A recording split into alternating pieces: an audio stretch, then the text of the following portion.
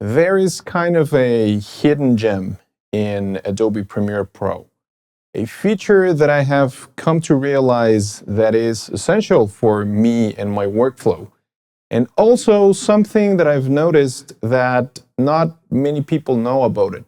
In my last video, I showed to you a workflow or a technique in DaVinci Resolve that you can use in order to improve your audio, which is a very crucial aspect of every video.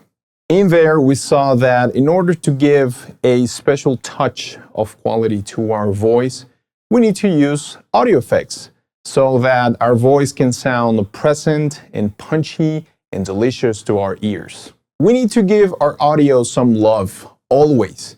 Please don't leave your voice sounding like a WhatsApp audio note, please. Premiere Pro has an amazing set of audio effects, perfect to use and get an amazing sounding voice. And some people that I've seen use them, I don't want to say incorrectly, but let's say that they use them in an impractical way. Let me explain. They have their timeline like this. They have a bunch of clips with a bunch of cuts. And when they want to start adding audio effects to their clips, they do it like this. They go to the effects area, they open the audio effects, and then they grab, let's say, a parametric equalizer. And they add it like this. They drag it to the audio clip area, and then they go here where they have their effects control, and then they search for the parametric equalizer in this case. They edit it, and they make a few tweaks, and then they have to do the same to all the clips remaining. And if they have to do it with, 3 or 4 audio effects, they have to drag them one by one to each of the clips, and they have to dial the same settings to each and every one of them. And as you can probably tell, it's a very demanding job and a very tedious one. And granted, you could copy the effects and paste them across all your clips at once, but there's another way, in my opinion, better, that apparently not many people know about it. And it involves kind of a hidden feature in Premiere Pro. Let's go to Window, Audio Track Mixer, and then you're going to select your active sequence.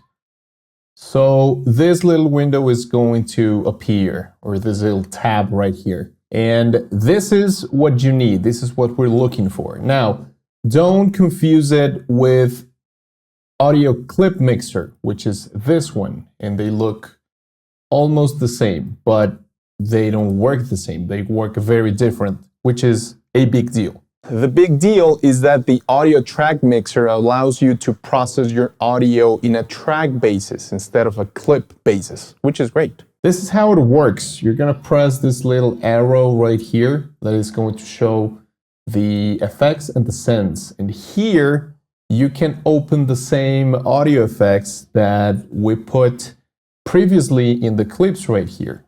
Let me show you how. We're going to add the same parametric equalizer. To open the effect window, you just have to double click it here, and then it'll appear, and then you can close it by just hitting the button right here. And you can open and close it as many times as you need. So instead of putting the effects in each of the clips right here, you only put them in the track, and it'll affect everything in the track, which in this case is this one right here. Every single one of these clips belongs to the channel 1, which is this one right here. This replicates the workflow and the behavior that you get in professional audio software, which I think is very cool. Premiere Pro is a great doll if you think about it. So here you go, a great workflow tip that has helped me immensely. If you find this video useful, please let me know in the comments down below. I'll see you next time.